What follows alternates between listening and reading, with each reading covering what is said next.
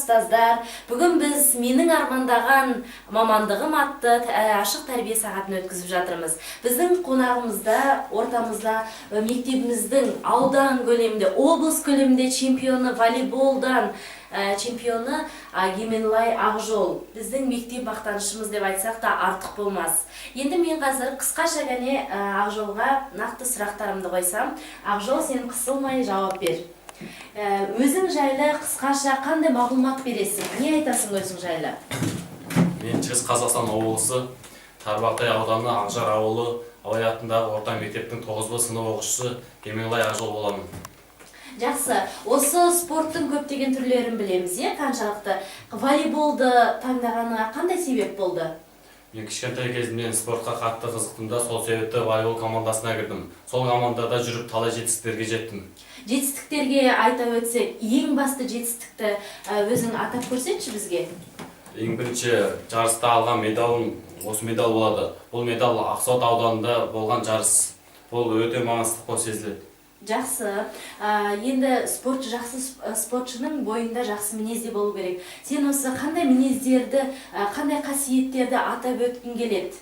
Спортшыда сабырлық, ибадылық, үлкенді сыйлап, кішіге ізет, құрмет көрсетеді. Жақсы. Енді өмір дегеніміз тек қана күрестен тұрады деп айтамыз. Ол күресте тек қана жеңімпаз бола бермейді ғой адам. Сондықтан ол жерде де жеңіледі. Ал жеңілген кездерде қандай күйде болдың? Спортта жеңісте болады. Сол себепті спортта жеңілген кезде ешқандай мұңайып істеп қажет жоқ.